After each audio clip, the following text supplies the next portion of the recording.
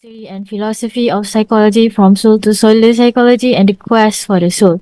So this is basically the theme that I would like to send to everyone that we are going to look at these are the overview for my presentation.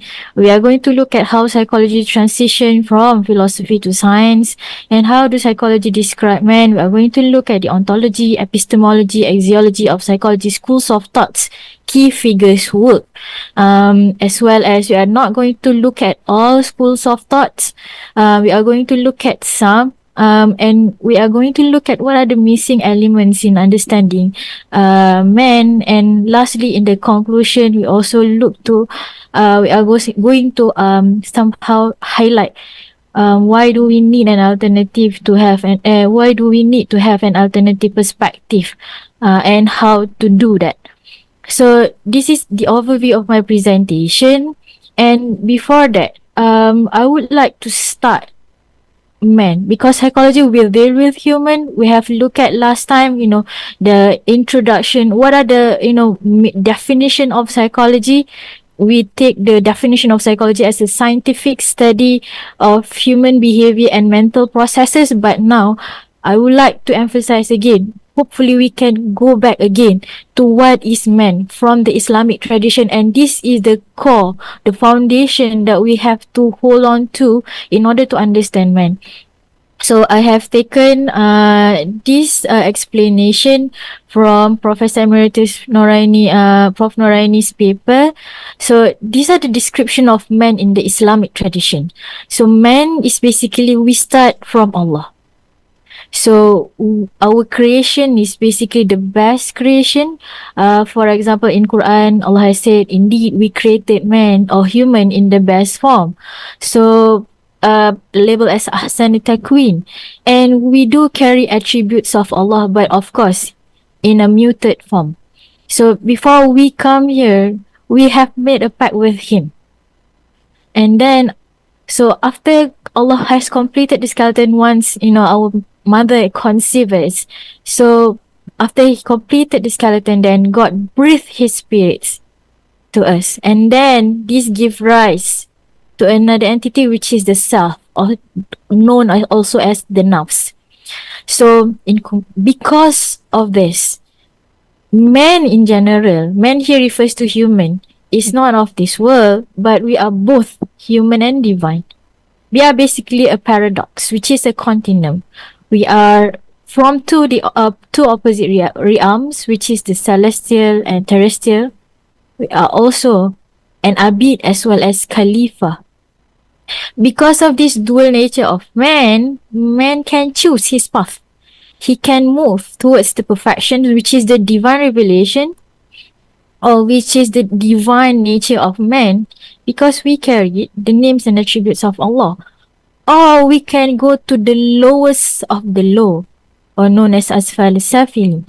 If we only look at the terrestrial parts of man, the physical parts of man, the animal parts of man, and if we follow only the bodily desire and become attached to this bodily desire, we are going to be the lowest low. That is why man's life is a journey to know himself and to becoming the divine's name, as well as to return to fitrah. And I would like to reiterate, the quotes from Al-Ghazali's book, Happiness, The Alchemy of Happiness, in Al-Ghazali's thesis, in the sense that the man who knows himself knows God. So we need to know ourselves in order to understand God. So, and then I would like to say that sometimes in this presentation, there are quite numbers of terminologies that we have to bear in mind. So these are parts of it. We are going to use epistemology. So it's basically emphasizing on the, various approach uses in discovering and generating knowledge.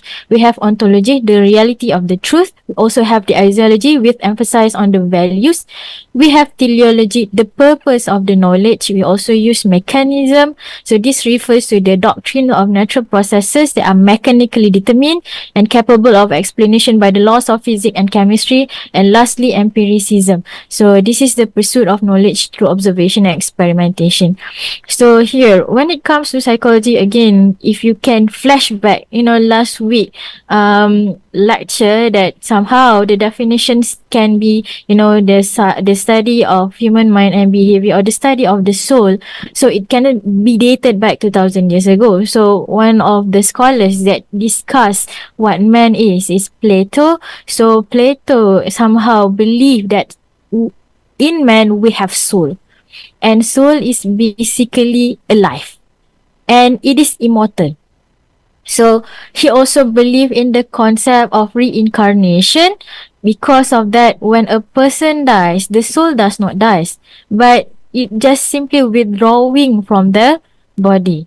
And he also described, three parts or three components of the soul. Soul have the rational, emotional, as well as the appetitive.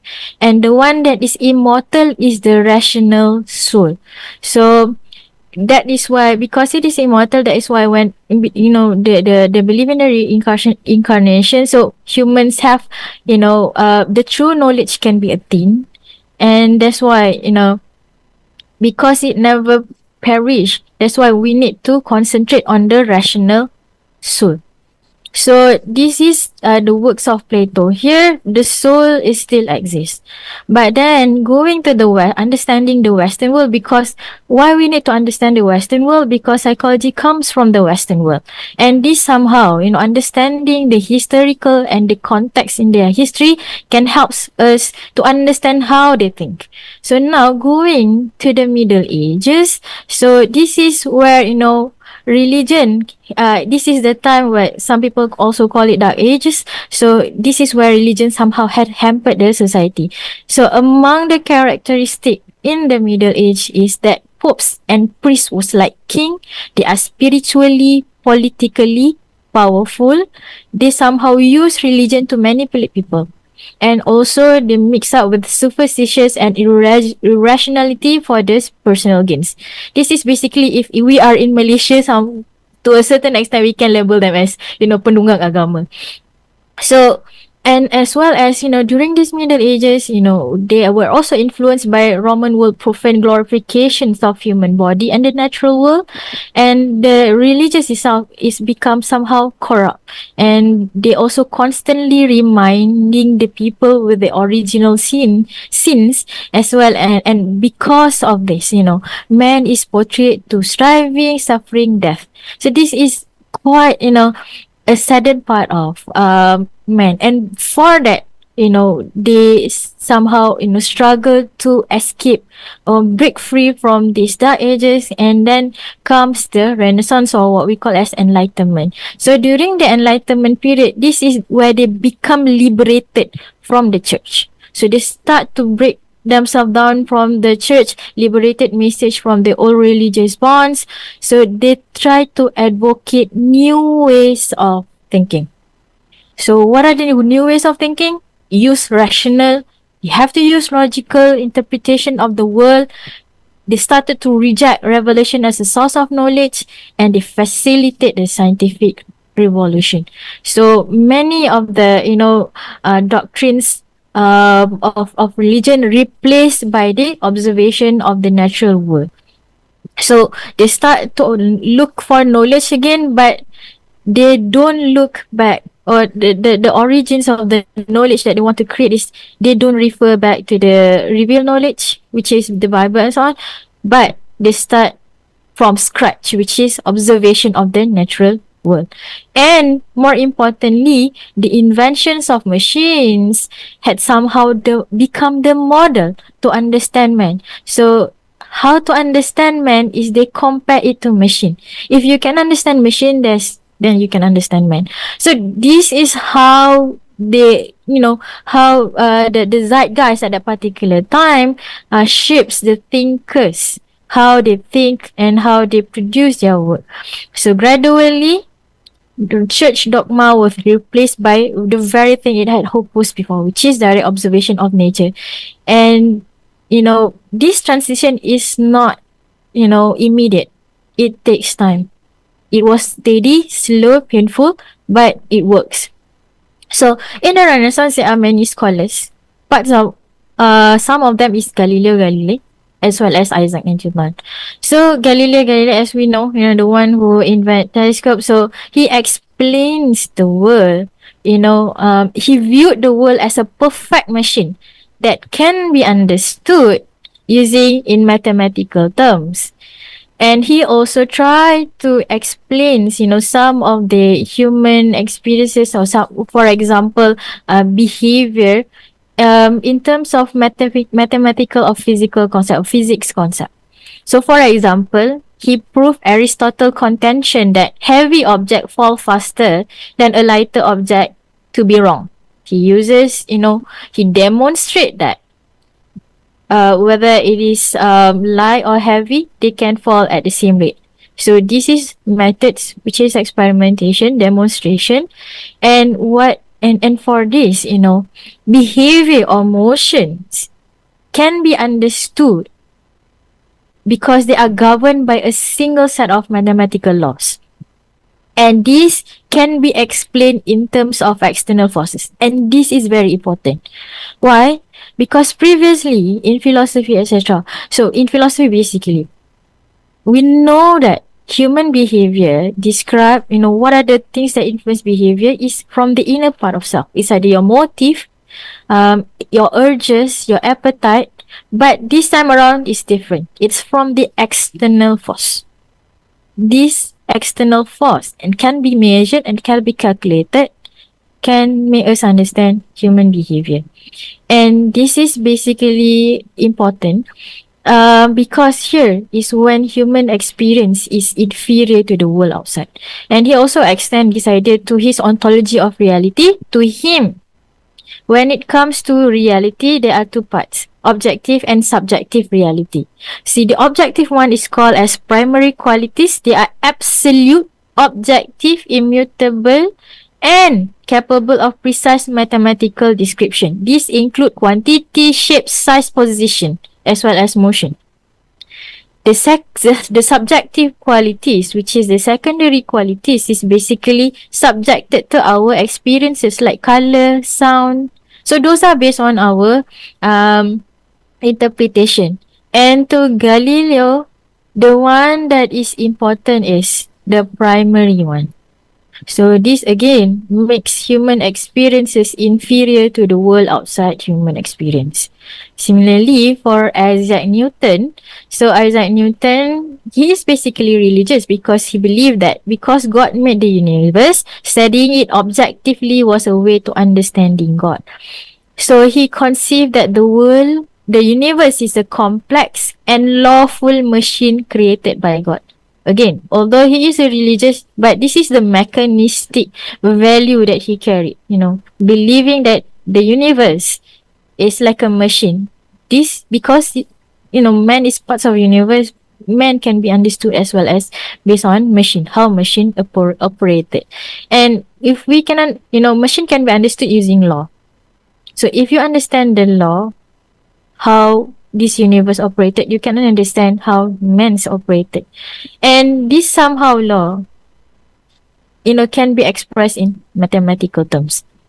So what are the implications of this belief? So here they have started to, focus on empirical observation, mathematical deduction, and this somehow has stimulated scholars in all fields. And they launch a spirit of curiosity as well as experimentation. And more importantly, the way they look at man, viewing man as a machine is very important because this, shape the way how, understanding man can be done by using scientific approach. And these two are very important and very influential. Now, the new religion has emerged. It was not Christian anymore. It is the science. Science has become the new religion. So, another scholars that is very important is René Descartes. So, René Descartes they have quite a number of contributions to psychology. He is a mathematician, similarly to Galileo and Galilei. He believes that, the truth can be acquired from mathematics. So mathematics can, give somehow absolute truth to the understanding world. And more also, this is also, he also contribute to the methods of the doubt. So Descartes, in search for philosophical truth, can somehow makes him, again, shifted the way scholars think, in the sense that you need to start everything from the doubt, and you need to resolve the doubt in order to be certain, in order to come to the truth. We should not have doubt. So he tried to resolve his doubt on everything. So he come out, it is so painful to him. But one thing that is certain, absolute certain, is that he is thinking. So because he is thinking, there should be an object, or there should be a subject to the thinking, and therefore he is alive. This is what we call as cogito ergo sum. So meaning that here, I am thinking, therefore I am alive. So somehow people can, whether or not you alive, whether or you are, just an imagination, because he thinks, therefore I'm alive. So, and this philosophy can have, made him certain that of his own thought processes, and made him believe that introspective search for knowledge is valid. This what makes him as a rationalist, because he believed that the truth could emerge from careful use of reason. So that is one contribution. The next contribution is his description of reflex action. So this is very much related to mind-body relationship. Previously, before, prominent ideas with that only mind, influence body. But to him, no, it's not that only mind that influence body. Body can also influence mind. And this, although this seems like normal now, but this is quite revolutionary at that particular time. So one part of it, and how does body also influence mind, is based on his description of reflex action. So these are how the process happens in general. So when we sense, and then sense stimulated, and then wire-like filaments from here exist, moves to the brain. So when they achieve the brain's open pores of the brain, then allowing the flow of animal spirit. So animal spirit flow back to the hand, then we move. Why we move? Because of the movement of animal spirit. And this is very important, because this is the first time, or where reflex action is discussed based on biological or physiological perspective. So here, reflex action is not only what causes is because our brain interprets it to move away from the sense. So the implications of these ideas is that explicit distinction between sensory stimulus and as well as motor response. So reflex actions basically is not only our motor response, we sense. So these are sensory stimulus, and then it causes motor response. And he tried to use physiological model to explain this. And this explanation again, explain the mind-body intersection if mind and body are two distinct things. And they are interconnected. Where does these intersections happen between mind and body? And to him, this happen in the brain. And this is also important, because it, again, influence other people's idea. So when it comes to John Locke, so John Locke is British empiricist, and he disagree with René Descartes here, because he is a rationalist. So he believes that we can achieve truth to mind, but René Descartes believed the other way around. He believes that somehow we are born blank slate, tabula rasa. So how do we acquire knowledge? We acquire knowledge solely from our experiences.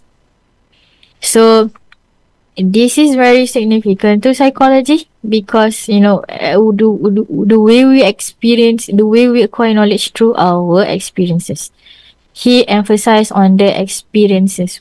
instead of what happens inside, he connect our experience with the outside experiences. So he reject Rene Descartes' innate ideas. So he believed that people are born blank slate. So because he believed that we acquire knowledge from experiences, so these are basically results of sensations as well as reflection. So what is sensation? Sensation is when we sense something, and reflection is basically almost similar to perception. So when it comes to reflection, when we make sense of what we make sense, we process the information into ways, into types, what we call as we produce ideas. Two types of ideas. One is simple ideas, another one is complex ideas. The simple ideas is the one that cannot be, the most basic one cannot be, cannot be broken down later on. But complex ideas is basically the associations of simple ideas.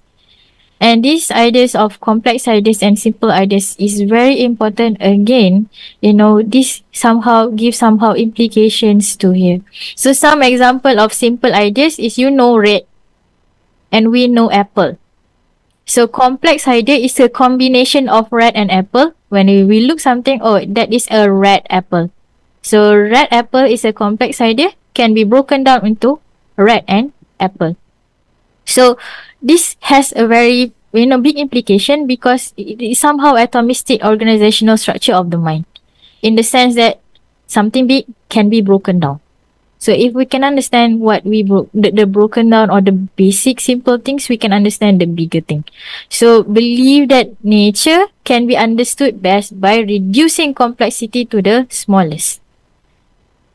And this, the atomistic, way of thinking, we will see later on in the School of Psychology.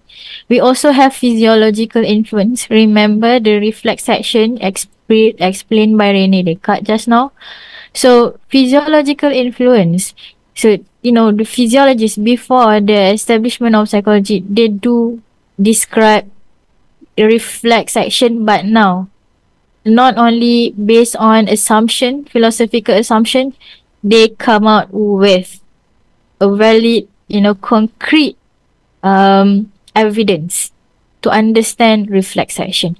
For example, Robert Watt know that the role of spinal cord in mediating reflex action. Through his experiments, he knows that reflex action, the process does not reach the brain, but the process is only occurs at the spinal cord. Bell-Magendie found that there are two nerves that involve, which is posterior and anterior roots of spinal cord. So here they do have different functions. So the sensations that controlled by the posterior as well as the movement is by the anterior. So this somehow, in a certain sense, proves that parts of Rene Descartes' explanations about reflex section correct. But the difference is they can come up with solid evidences. And last but not least is Fechner and Ernst Weber. So they have come out with the ideas. Weber call it Weber's law. Gustav Fechner call it as just noticeable difference. So this concept basically can, if we change the physical measure, can our experience detected the change? So they found that no, the change in physical measure does not equivalent to the changes in experience. So I give you a simple example. For example, you are making a cup of coffee. So you put 1 teaspoon of of sugar, and then you taste. There is no differences. You cannot taste the differences between coffee without sugar with 1 small teaspoon of sugar. But then you add 1 more teaspoon of sugar. And then if now I can, taste the sweetness of the sugar. So, although the first one, you add 1 teaspoon of sugar, but there is no detection of differences between the taste without sugar with 1 spoon of sugar. Here, the physical changes happen. Our experience changes just does not occur. That's why this is very important, because the implication is now we can use experiment to study the psychological experiences. Before, in philosophy, it starts at speculation. Now, we can provide evidences. And this work has somehow influenced the father of psychology, William Wundt. So, William Wundt, this is all refers to ontology. So, William Wundt basically, he is a psychologist, and he established the first laboratory in psychology, which marked the founding of psychology. And one of his work centered on what we call as consciousness. So for William Wundt, there are 2 types of consciousness. We have mediate and immediate consciousness experiences. So mediate experiences is referring to our experience mediated by our perception, interpretation, and inferences. But immediate experiences is a direct, unfiltered perception of the world. So to him, immediate experiences is what we need to study. And this is also echoed by his student Edward B. Titchener, who looks at the structure of the mind. So immediate experiences, let's say for example, we look at an apple or a tree, for example. So when we look at tree, and then when we see, oh, that is a tree, that is also considered a immediate experiences, because you have somehow perceive it as a tree. Based on your experiences, you know it as a tree. But immediate experiences is you need to break down what makes you think that is a tree. So this is the subject of psychology. So how to study that? Use experiment, particularly introspection. And they try to describe, this is what make them science. When you see the stimulus given to you, or when you only describe based on size, intensity, and the duration. Because these are the 3 things that is measurable. Again, highlighting the spirit of science, measurable and physical. So these are somehow the critiques given to them. This approach of studying immediate experiences is very much atomistic and structured, and it has no utility also. So what if we know the structure of the mind? So in Islam, again, when we look at they are studying consciousness, our consciousness is different, because there is no room for God. And and they dealt with the awareness in relation only to physical world. But in our for Muslims, when you are dealing with physical world, you always have to bear in mind that God is always with us. So there are the unseen parts of the elements in our consciousness. So they disagree with this school of thoughts. This is what we call as structuralist. So a new school of thought comes and offer new behavior. This is what we call as behaviorism. So this is the behaviorism. The one who found it is John B. Watson. If you still remember last class, one of the definition is psychology is the science of behavior. This is basically given by John B. Watson. And he rejected cognitive processes because to him everything can be reduced to stimulus response terminology. And he also believed that our behavior is basically a response to its stimulus. So the environment that shapes our behavior. Skinner, on the other hand, believe in operant conditioning. So this is the reward and punishment. So why do a person continue the behavior? Because their behavior was rewarded. Why some people discontinue the behavior? Because it was punished. So here, when it comes to this person, how do they come with this understanding? One, they use experimental methods.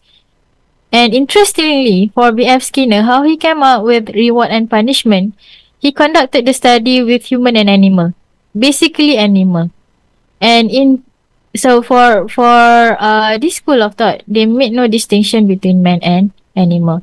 So when it comes to the Islamic perspective, some scholars, I'm not saying that this is wrong, but some scholars highlight the similarities of Watson's and Skinner's, way of thoughts. For example, our behavior is a response of stimulus. Therefore, we have to make sure the environment is good enough so that we can, perform good deed.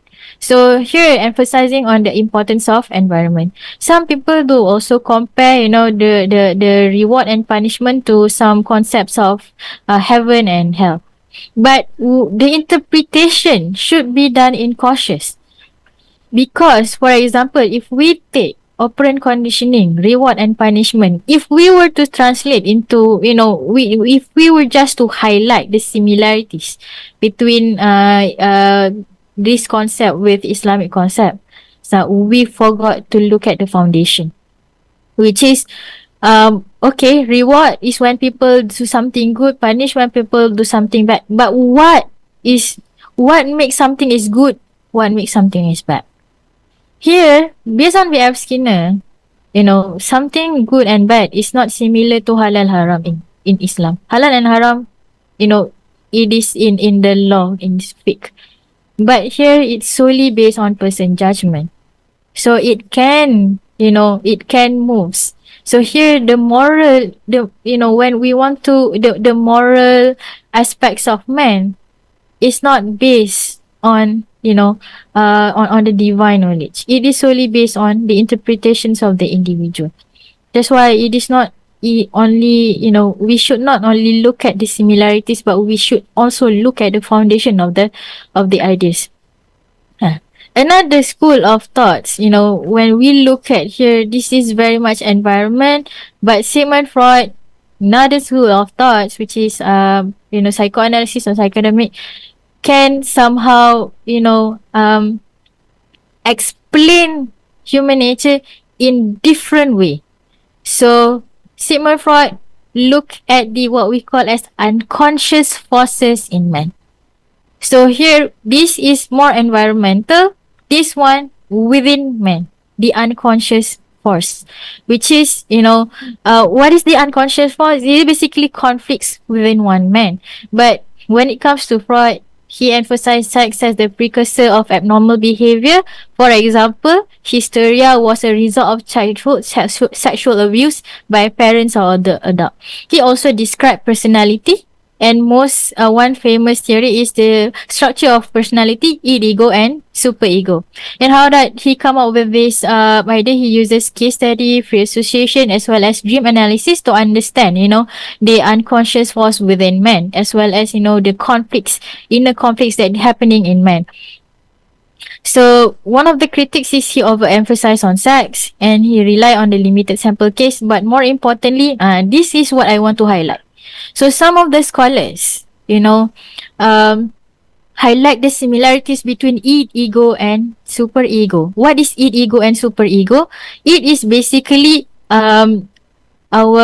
you can say our hawa. It's we can say that it's ego and superego. It's the pleasure principle. Whatever we want, we want. Ego is basically ourself, maintaining the balance between the conflicting force. Another one is superego. Superego is moral values. So, id and superego is always, in conflict. I want this. Id say I want this. Superego said, hey, you should not want this because this is immoral. This is wrong. They are always in conflict. So, some scholars compare this with nafs al-ammarah, which is the commanding soul, the state of soul characterized by inclination towards evil and wrongdoing. Nafs al-awwama is basically the compared to ego, which is the transitional state. Soul begins to feel remorse, and last B is the super ego, the moral principle, is compared to nafs al-mutmainnah. Nafs al-mutmainnah is the highest state of soul characterized by peace, contentment, and submission to God. My take on this is you have to look again. Why? Because for Sigmund Freud, id ego and super ego is only the structure of the mind. But nafs al-awama, al-marah, al-lawama, al-marah, al-mutmainah is the results. Meaning that, in Al-Ghazali, he described there are four tendencies of man. So with this four tendency, at the end of the day, this is what, who we are, our personality. Either we falls amarah, lawama, al-mutmainah. So, for a Muslims, mutmainnah is always, our target. We try to strive to be achieve nafs al-mutmainnah, but in Sigmund Freud, ego is always there, and it always be in conflict with it. So again, my take is we have to be cautioned when we want to Islamize. We should not only look at the similarities, but we need to look at the core or the foundations of the ideas. And last but not last but not least is this is humanistic school of psychology. So this is where, this is what we call as the third force of psychology. One of the prominent scholars is Abraham Maslow. So this is where they started to look again at the positive side of man, which is, Maslow's hierarchy of need highlight the need for sexual self-actualization. So so this is his idea. So one, when it comes to critics, so scientifically, this is paradigm shift from abnormal behavior. So this one, Sigmund Freud basically talk about abnormal behavior such as hysteria, anxiety, but and then Abraham Maslow looks from a different point of view. So instead of abnormal behavior, we should look at the human potential, in the sense that all human beings have the potential to be self-actualized, reach the highest human potential. So when it comes to this idea, so we can see that if we fulfill our needs, by hierarchy, we can go to the upper needs. And last but not least is self-actualized. We can achieve our own potential. But one thing about this theory is that it is very self-centered, in the sense that although they promote the positive nature of self in comparison to fitrah, we are born good. At the same time, it is very much self-centered and individualistic. For example, if we look at the character of self-actualized people are less concerned with other opinions of others. And this is something that we have to look again. Let's say, for example, looking at the identity. So if one person somehow have the identity, for example, a man sometimes in the sense that, I am not, he is born man, but he said that, okay, I don't feel like I'm a man, so I have to be who I wanted to be, which is a female.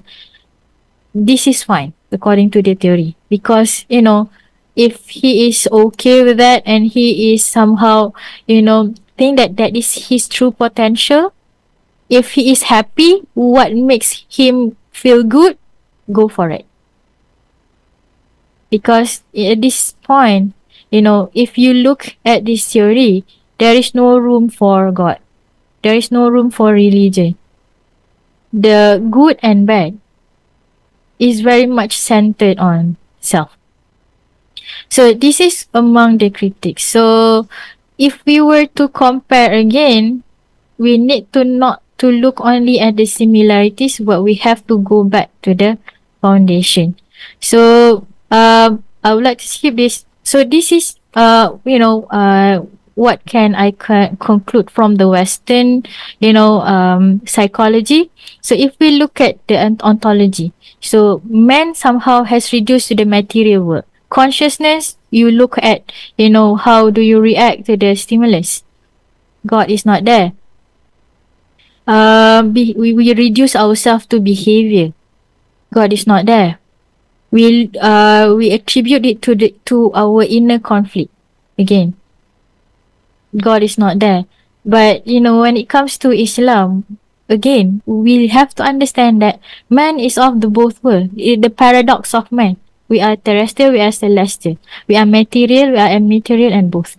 This is the holistic of man. But the way Western look is somehow atomistic. So, for psychology, we only aim to describe, explain, predict, control. These are somehow based on science. So, in the sense that, it they just want to describe it ends on the descriptive level. But for Islam, why do we need to understand man? Why do we need to understand ourselves? So that we can reach nafs al-mutmainnah. We can return to fitrah again. We have the attributes of Allah. We want to be the asfal safilin. So in terms of methodology, how they come out with their works, they use empirical methods, measure precision. Meaning here, men are subjected to measure. So you can turn mens into data so that you can count. So Okay. here, yes. We have two more minutes left. All right. I'm trying to conclude it. So here sources, they use empirical studies, experiments. But for Islam, to understand man, empirical studies and reports is not enough. We need to look back at the revealed sources. And the teleology is basically to understand and explain human behavior to promote individual well-being. But here, we not only to understand man. We want to promote individual and societal well-being. We want to understand self. We want to understand Allah. We want to achieve perfection in akhlaq. And more importantly, happiness here and hereafter. So this is some takeaway. So when we look at the school of psychology, it evolves. Why it evolved? Because of the critics' weakness of the previous school. And these schools offer new perspective. But it doesn't happen, instantaneously. So we also have to look at some scholars try to Islamize psychology. They highlight the similarities and some highlight differences. Nevertheless, by only highlighting similarities and differences again, it is unable to describe man as a whole. Why? Because again, we neglect the celestial parts of man. And more importantly, we are using, the current Western template, the scientific one. That's why we stop. So how to move forward? We have to be brave enough to come up with a new perspective. We need to go back to understanding man as a holistic man, the man with soul. So not only to restrict ourselves using Western template, we can, because the scientific aspect is, limited, as well as the language barrier. That, when it comes to looking back at the, Quran and Sunnah, they were revealed in Arabic. So if we were just to look, using English, the translation cannot be achieved. The same meaning translation cannot be achieved. So what we can do, we can also revise Muslim scholars' work, and we can also start fresh. Try to understand man from the Quran and Sunnah, because this is why we can understand man as a whole with a soul. So that is all from me. Thank you so much.